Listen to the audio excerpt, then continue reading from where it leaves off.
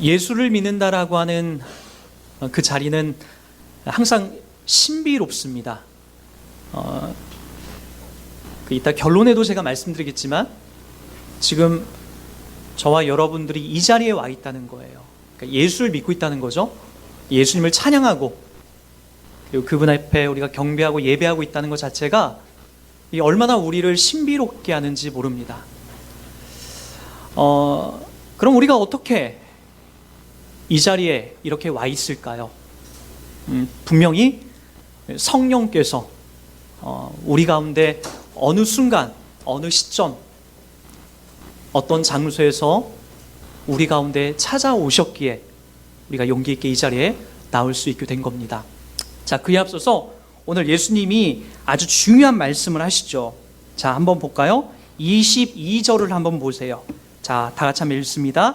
이 말씀을 하시고 그들을 향하여 숨을 내쉬며 이르시되 성령을 받으라 라고 얘기합니다. 뭘 받으라라고요? 성령을 받으라. 자, 여러분, 우리가 성령을 받을 때에 교회에서 또는 여러분들이 알고 있는 상식선에서 어떻게 배우셨나요? 저는 중고등학교 때에 성령 받기 위해서 기도원을 찾아갔었어요. 교회에서 이제 그렇게 했었어요. 저희가 자랄 시대 때는 다 그렇게 했습니다. 기도원 가서 우리 소나무 뿌리 뽑을 정도로 열심히 기도하면 성령님이 우리 가운데 임하신다라고 그렇게 배웠습니다. 근데 저는 진짜 소나무 뿌리가 뽑히면은 성령님이 임할 줄 알고 그 송구 영신 예배가 끝나자마자 저희 교회에서 단체로 아미산 기도원에 그 높은 산에 올라가서 기도할 때에 산기도할 때에 정말 소나무를 뽑고 싶은 심정으로 성령 받기를 간절히 원했어요. 근데 뭔가 내 몸속에 쩌렁하고 또는 뭐 신비한 내 손에서 어떤 막 번개가 나가고 그런 것들이 오질 않았었어요. 그래서 제가 중고등학교 청년 20대 초반까지는 도대체 이 성령님이 내 안에 어떻게 찾아오시는가에 대한 궁금증 때문에 너무나 힘든 시간들을 보내게 됐습니다. 그래서 그렇게 기도원 가서 뭔가 내려달라고 쏟아 부어달라고 외쳤던 것밖에 없어요. 물론 하나님이 그걸 외면하지 않으세요. 가끔가다 하나님께서 그렇게 간구하는 사람들에게 허락하실 때가 있어요. 그러나 여러분, 하나님 말씀을 차근차근 연구해보고 깊이 있게 보니까 성령은 그렇게 받는 게 아니더라는 거예요. 오늘 또 여러분 그 본문을 유치할 수가 있어요. 제자들이 지금 어떤 상황이라고 제가 얘기했죠? 지난주에. 그들은 지금 죽고 싶은 심정이에요. 왜요? 예수님을 3번 부인한 제자들도 있고 또 나머지 제자들도 다 예수님을 부인하고 예수님이 십자가에 못 박혀 죽으실 때에 다 도망갔거든요. 그렇게 자기네들이 예수님을 부인하지 않고 예수와 함께 죽겠다고 했던 사람들이 예수님이 직접 십자가에 못 박혀 죽으시니까 다 도망간 모습으로 서 있던 것들이 예수님의 제자들이었어요. 그런데 두려운 마음에 지금 제자들이 어느 한 집에 모여서 숨죽여 가면서 그곳에 숨어 있는데 누가? 죽음을 이기시고 살아나신 예수 그리스도께서 제자들이 있는 곳에 찾아오는 거예요. 그리고 나서 제가 지난주에도 얘기했죠. 니네 날 부인해? 내가 살아날 줄 몰랐어? 내가 사망과 죽음을 너희들한테 이길 수 있는 권세가 있다라고 이미 얘기했잖아. 그래서 나를 따르고 나를 믿으라고 얘기했잖아. 근데 나를 부인하고 도망가? 엎드려 뻗쳐 몽댕이질을 숱하게 했을 거예요. 예수가 그렇게 하지 않아요. 그들에게 찾아가서 뭐라고 하죠? 샬롬이라고 인사합니다. 너희들 평안하뇨. 너희들에게 평안했으면 좋겠다. 왜요? 그들은 너무나 두렵고 무서운 상황이 있었기 때문에 그런 거예요. 성령을 받을 자격이 있다라고요? 성령 받을 자격이 없어요. 이들은요. 무슨 성령의 권능이 이들에게 임할 수가 있겠습니까? 예수님을 3번 부인하고 무서워서 이곳에 숨어있는 그들에게. 그런데 보세요. 그들에게 평안을 선포하고 이 말씀을 하시고 그들을 향하여 숨을 내쉬며 이르시되 성령을 받으라 라고 얘기합니다. 자격 없는 이들에게 성령을 받으라고 얘기합니다. 성령 받으면 어떻게 되간요? 뭐 구름 위를 날아다니고 손에서 번개가 나가고 수많은 이적과 기적들이 나타났기 때문에 이걸 받으라고 했을까요? 그렇지가 않아요. 여러분, 이제 예수님의 사역은 이제 마무리가 되는 거예요. 다 끝나고 마무리가 되고, 그분이 십자가에서 죽으시고 부활하신 그것이 하나님께서 일찍이 태초부터 계획해 놓으신 가장 중요한 사역이었기 때문에 예수로 인하여서 그것을 다 완성해 놓으시는 거예요.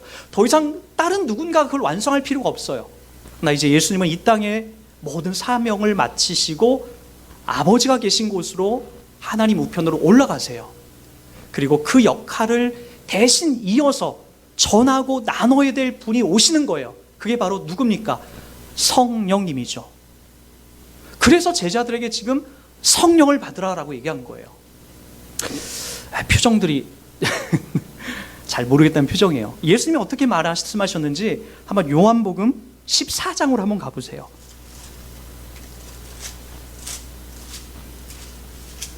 여러분들에게 오늘 이 자리에 나와 있는 아주 중요한 근거들이 되기 때문에 직접 한번 찾아보시고 밑줄을 한번 쳐보세요. 14장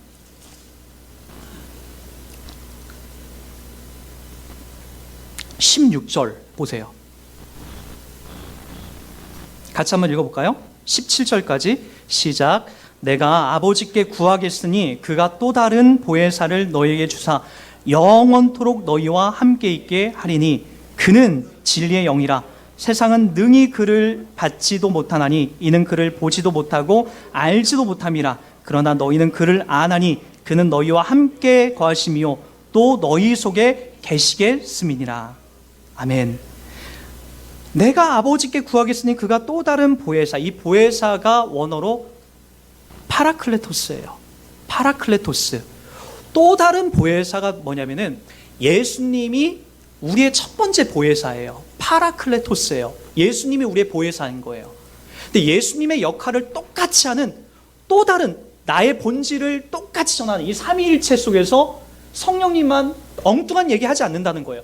성부 하나님이 예수님을 이 땅에 보내셔서 십자가에 못 박히고 죽으시고 부활하신 역할을 감당하셨고, 성령 하나님은 그 죽으시고 부활하심을 증거하는 예수님을 똑같이 담아내는 그 역할을 하시는 거예요.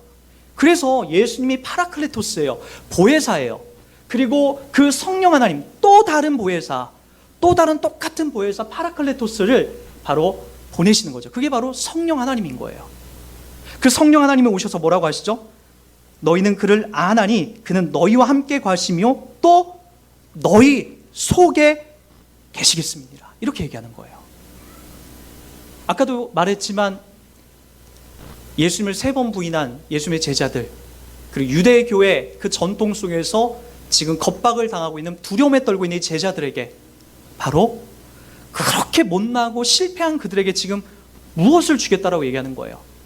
보혜사 성령 파라클레토스가 너희 안에 함께 하시는 그 은혜를 예수님께서 너희들에게 주겠다라는 거예요. 그래서 여러분 보세요. 그는 17절에 진리의 영인데 세상은 그를 알지 못한다라고 얘기하는 거예요. 구체적으로 이 이야기가 16장에 이렇게 증거가 됩니다. 16장으로 한번 가보세요. 16장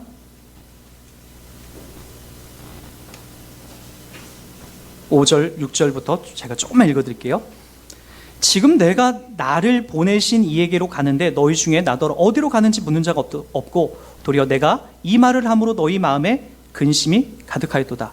그러나 내가 너희에게 실상을 말하노니 내가 떠나가는 것이 너희에게 유익이라.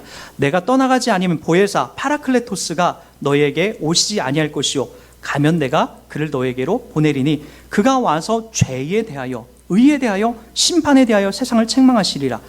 죄에 대하여라면 그들이 나를 믿지 아니하며, 나가 누구죠? 예수를 믿지 아니하며, 의에 대하여라면 내가 아버지께로 가니 너희가 다시 나를 보지 못하며, 심판에 대하여라면 이 세상 임금이 심판을 받았음이니라. 이미 받았다라고 얘기합니다. 자, 12절부터 조금만 더 읽을게요.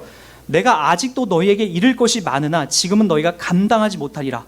그쵸?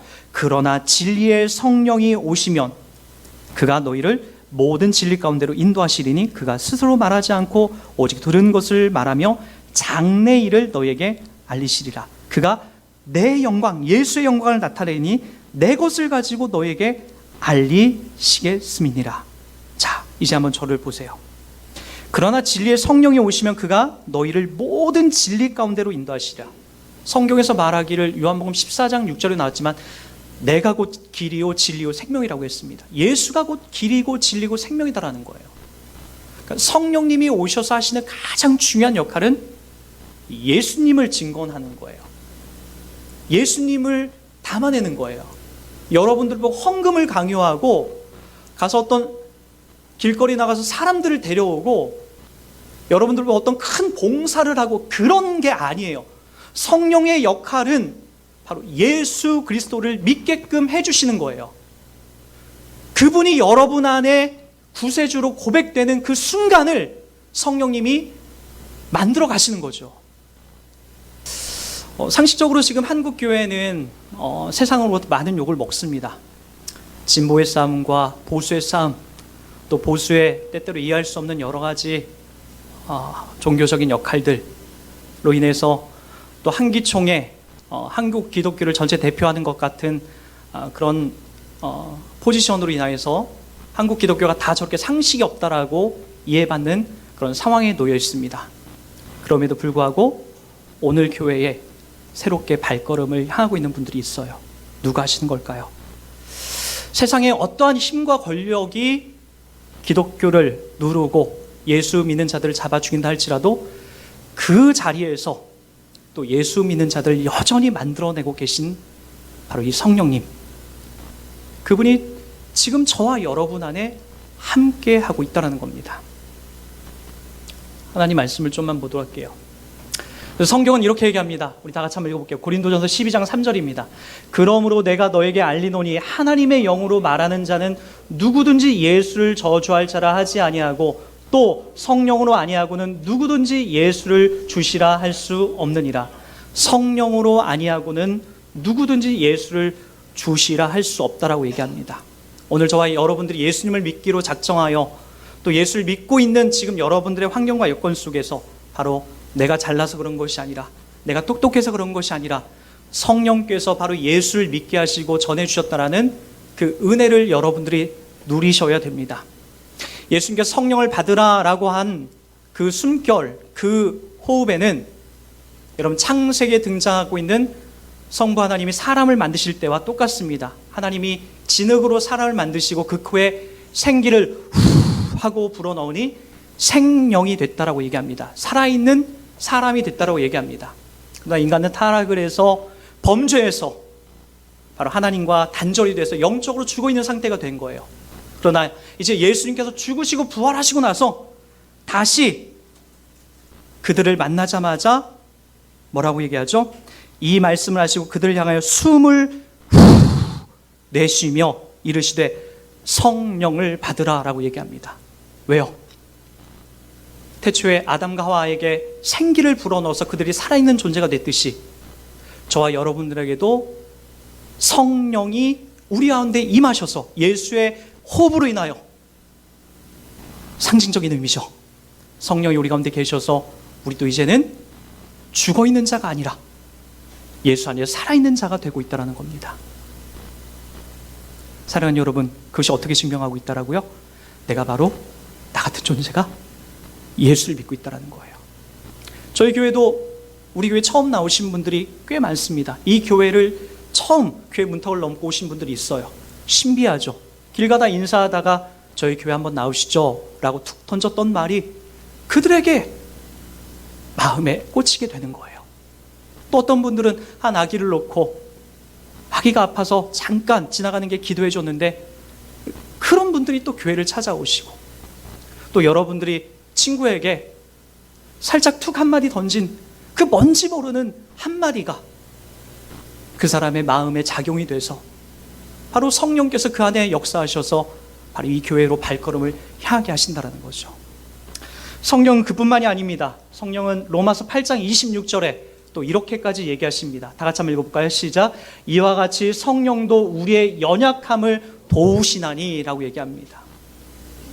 신선미 성도에게, 무당으로 계셨던 신선미 성도에게 신앙생활을 잘할 수 있도록 그를 돕고 연결해주고 좋은 사람을 만나게 해주셨듯이 여러분들도 예수를 구세주로 믿기 시작하여 신앙생활을 하다 보면 정말로 하나님이 우리를 돕고 계시다라는 이런 고백들을 숱하게 많이 하게 됩니다. 우리 교회 한 성도님도 마찬가지요. 이제 불과 예수를 믿은 지 2, 3년이 됐는데 근자에 와서는 하늘의 무지개만 떠도 하나님이 나에게 주신 선물이다. 하나님이 나에게 저 사람을 만나게 하셨다. 하나님이 나에게 오늘 또 이런 일들을 주셨다. 모든 삶을 하나님이 도우셨다라고 하는 고백으로 담아내는 것을 볼 수가 있어요. 하나님이 저와 여러분들을 넉넉하게 돕고 계십니다. 성령은 우리 안에 계셔서 절대로 여러분을 떠나지 않습니다. 우리가 잘 못 느낄 뿐이죠. 우리의 간이, 우리의 위가, 우리의 간장이, 우리의 창자가 어디 있는지 우리는 못 느끼지만 우리의 몸속에 그것이 요긴하게 지금도 움직이고 있지 않습니까? 마찬가지입니다. 우리 안에 계시는 성령님은 예수 믿게 하실 뿐만 아니라 저와 여러분들의 연약함을 돕고 계십니다. 우리의 어떤 연약함을 돕고 계실까요? 저와 여러분들은 강한 것 같지만 약합니다. 사람들한테 금방 속상한 일도 우리 그렇게 당하게 되고, 자녀들을 다 키워보니까 내 뜻대로 안 커요. 내가 요구하고 내가 원하는 바대로 안 커요. 속상합니다. 아내와의 갈등, 남편과의 갈등, 부모님과의 갈등, 여러분 그거 우리 힘으로 감당하지 못합니다. 잘한다 내가 최선을 다해보겠다라고 하지만 그렇게 쉽게 해결이 되지 않습니다. 그때 우리 성령께서 우리를 도와주실 겁니다. 상대방의 마음을 먼저 바꿔주는 것이 아니라 내 마음, 우리 안에 계셔서 우리 마음을 만져주시고 상대방에게 긍휼한 마음을 갖게 하시고 기도하고 싶은 마음이 갖게 하시고 용서하고 싶은 마음이 갖게 하시면서 성령님이 우리 가운데 한없는 평강과 샬롬으로 우리를 이끌어 가십니다. 오늘 그 자리에 저와 여러분들이 부름받았습니다. 어디에서나 어느 장소에서나 이분이 우리와 함께하고 있다는 걸 기억하시고 저와 여러분들이 믿음의 항해, 이 성령님과 함께 구원받은 신자의 삶을 진실로 성실과 감사함으로 담아내는 우리의 복된 여정 되길 주의 이름 부탁드리겠습니다.